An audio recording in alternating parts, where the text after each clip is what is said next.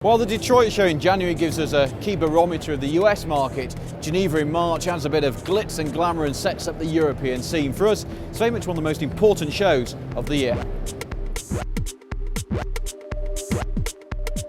You know, this is a really international city and it's a really international show. Switzerland doesn't really have any major automakers. It's not a home base for anybody, so none of the manufacturers feels like they have to outdo another. Everyone kind of gets equal time and equal real estate on the floor, so you end up with some really interesting spaces. You get to see a huge variety of manufacturers, design houses, companies you just never see at other auto shows. They're all at Geneva, and it makes it just a very unique show.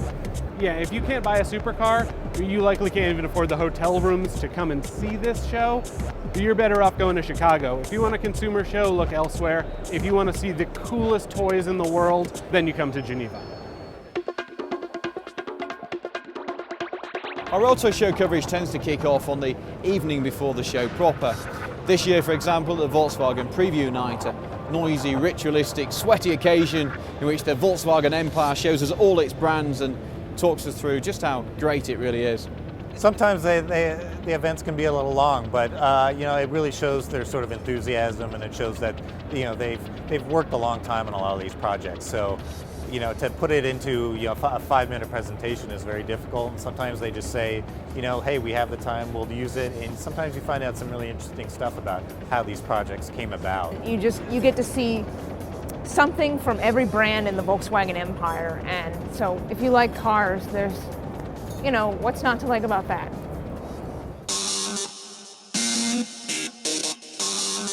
The following day there's a heavy schedule of press conferences. It really depends what you're doing. If you're writing blogs, you'll probably attend the press conference, talk to the key players and try and get that inside scoop. If we're doing videos, we try and avoid too many of the press conferences because it's too much of a scrum, and head for the stands where we can get proper access to the cars and have a proper poke around. It's kind of a whirlwind, but we've been doing it for so many years that we're able to map out the schedule pretty well, so we always have an idea of who needs to be doing what, and where you need to be when, so we've got it down, I feel. There's 30 cars introduced in one day, and it's hectic, but that's what makes the show fun.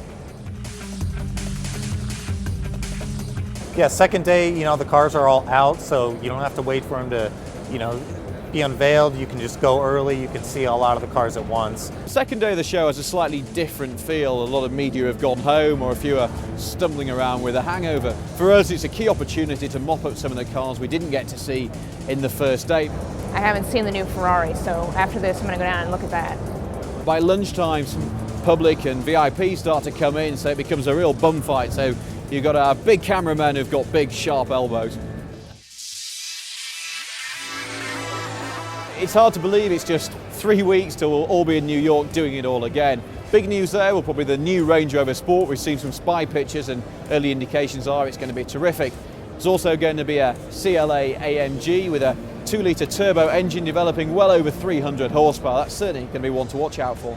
Yeah, there's still a few cars left that we're looking forward to seeing, and there's always a couple surprises in New York, so it's always a big show, and there'll be plenty of news there as well.